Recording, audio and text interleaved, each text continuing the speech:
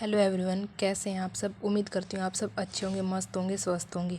आज की एक और वीडियो में आपका स्वागत है। आज मैं अपना घर का बेसिक काम करके नहा धो के खाना खा के बैठ गई थी अपने पढ़ाई करने।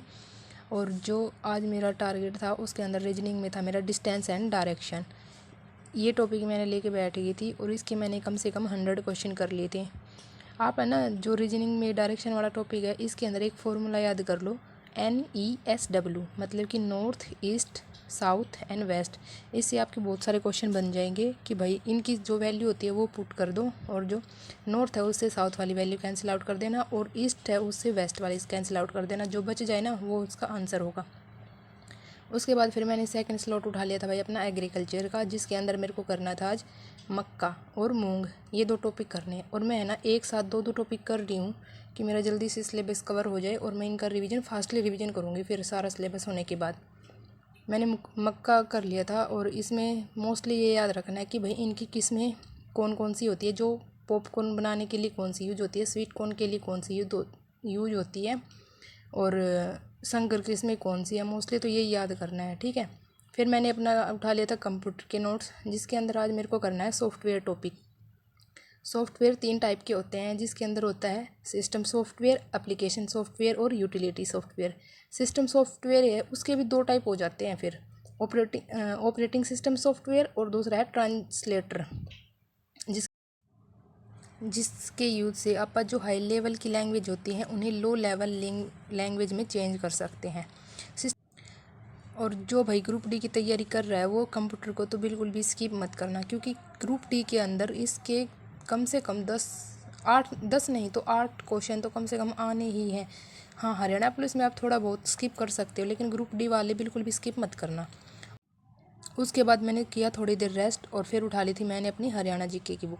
कई पूछते हैं कि भाई दीदी आप है ना हरियाणा जीके कहाँ से करते हो, तो हरियाणा जीके मैं करती हूँ अरिहंत की जो पब्लिकेशन बुक है उससे। इसके अंदर हरियाणा जीके मतलब बहुत अच्छे से एक्सप्लेन कर रखी है, और जो जो टॉपिक अपने जो सिलेबस में है ना वो सारे कंप्लीट टॉपिक इसके अंदर आपको मिल जाएंगे। इसलिए जितना मतलब अगर आपने बुक नहीं खरीदी है तो आप अरिहंत की बुक खरीद सकते हैं, ये बहुत अच्छी बुक है। इसी से मैंने CET प्री दिया था और उसमें मेरा अच्छा स्कोर बना हुआ है। हरियाणा जीके में आज मेरे को करना था तुर्कों आक्रमण, मतलब हरियाणा में जो तुर्कों ने आक्रमण किया था उस टाइम का पढ़ा मैंने। और सल्तनत में 5 वंश हुए थे, वो हैं गुलाम वंश, खिलजी वंश, तुगलक वंश, सैयद वंश और लोधी वंश। ये 5 वंश है। इनके जो मेन है शासक वो याद कर लेना आप, कि भाई कौन से शासक ने कौन सी प्रथा चलाई थी और कौन कौन से जो कर हैं वो लगाए थे, कौन कौन सी बिल्डिंग बनाई थी, ये याद कर लेना, ज़्यादा डीप में मत पढ़ना। उसके बाद मैंने ये कंप्लीट करके फिर थोड़ा सा घर का काम किया, और फिर मैं थोड़ी देर सो गई थी, क्योंकि भाई सुबह जल्दी उठती हूँ ना तो दिन में नींद आ जाती है। और है ना, कई बोलते हैं कि दीदी आप घर का काम नहीं करते क्या, पढ़ाई का व्लॉग बनाते रहते हो।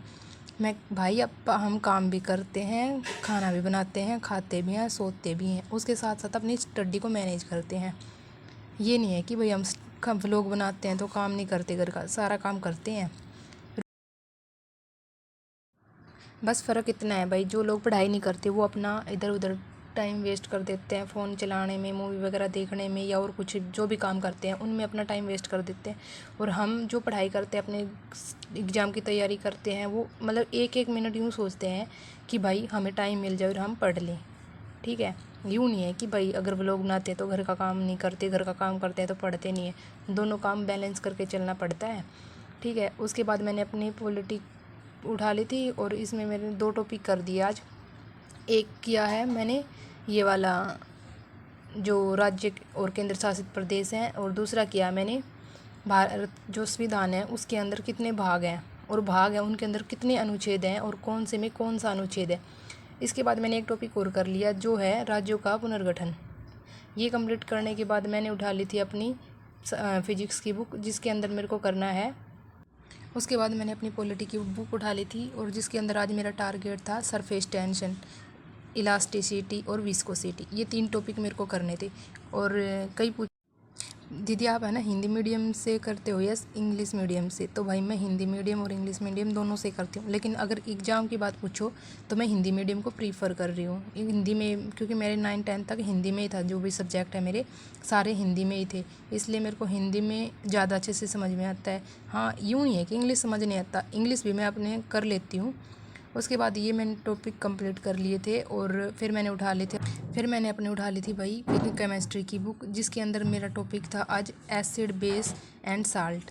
एसिड बेस साल्ट ये मतलब इम्पोर्टेंट टॉपिक है अपने केमिस्ट्री में पूछे तो, क्योंकि इससे बहुत सारे क्वेश्चन आते हैं जिनकी पीएच वैल्यू पूछते हैं मोस्टली, और एक पूछते हैं कि भाई इनके अंदर कौन सा ये है एसिड है, जैसे कि नींबू के अंदर कौन सा, इमली के अंदर कौन सा है, सेब के अंदर कौन सा है, टमाटर के अंदर कौन सा है। इन सब की मैं है ना कल फ़ोटो टेलीग्राम पे अपलोड कर दूंगी, और पीएच स्केल है उनकी भी कर दूंगी।